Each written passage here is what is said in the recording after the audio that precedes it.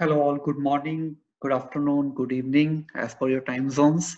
My name is Kamar, and to my today's talk would be on changing face of automation testing.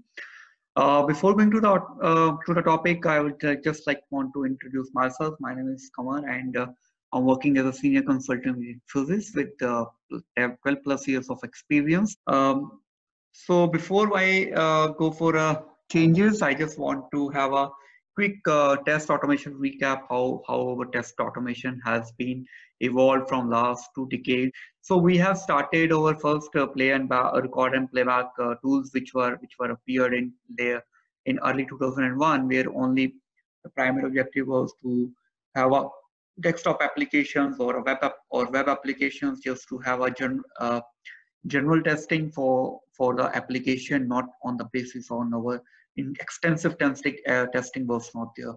So testers were required for our programming knowledge and scripting knowledge, even in our record and play when they used to have.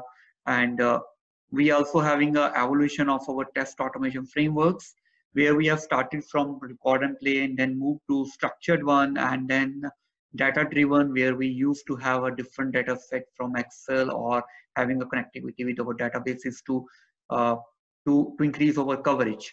And next we have a keyword driven, where we create some keywords for each and every operation, and we will just call those keywords as a generic one in our framework.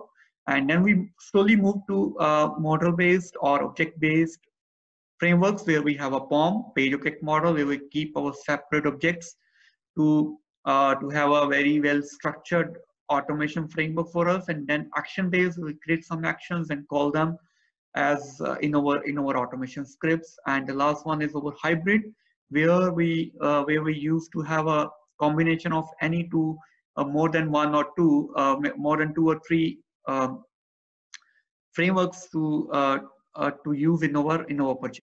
So how the change or what all changes are predicting in our next future.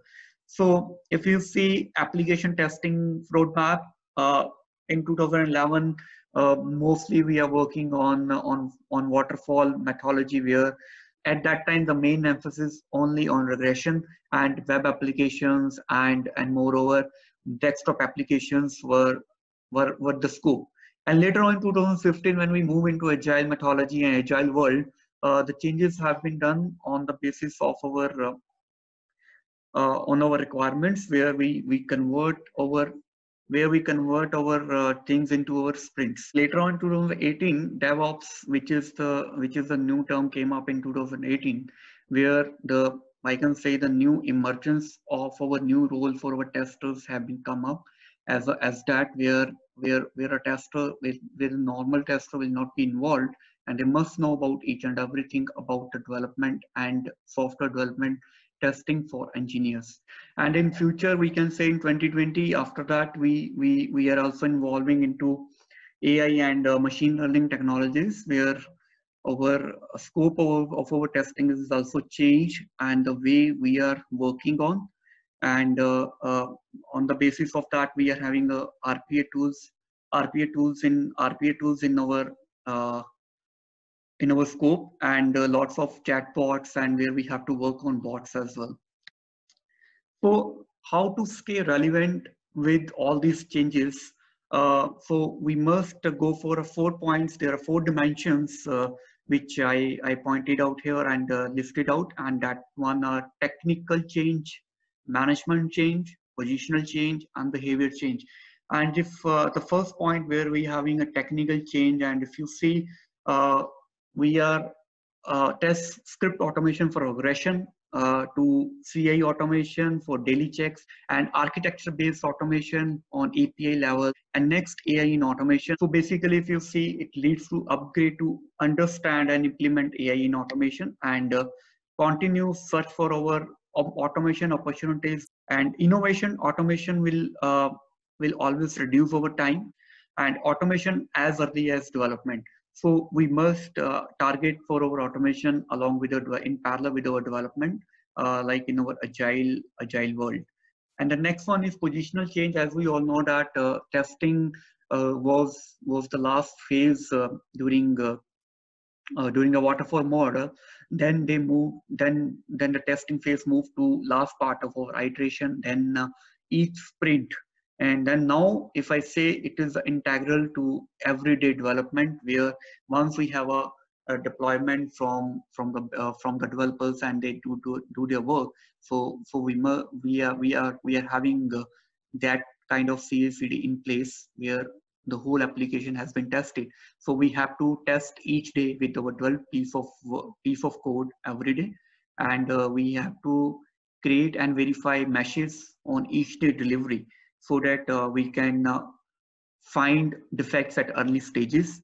So the next one is our managerial change. The change is from a manager to the manager, where we have to change our strategy. It should be a blend of uh, functional and architecture-based testing. In terms of coverage definition, it should not be only for a requirement coverage, but to the quality coverage, where we can ensure everything.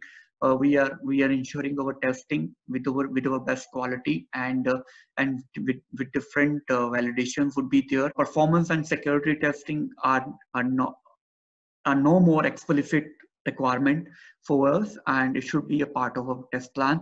And team organizations, there will be no tagging jobs like uh, senior tester or automation tester. And the next one is our behavior change, where from a quality insurance to quality engineer, as we know that the new term which came up in our testing, that is SDAT, software development engineer in testing.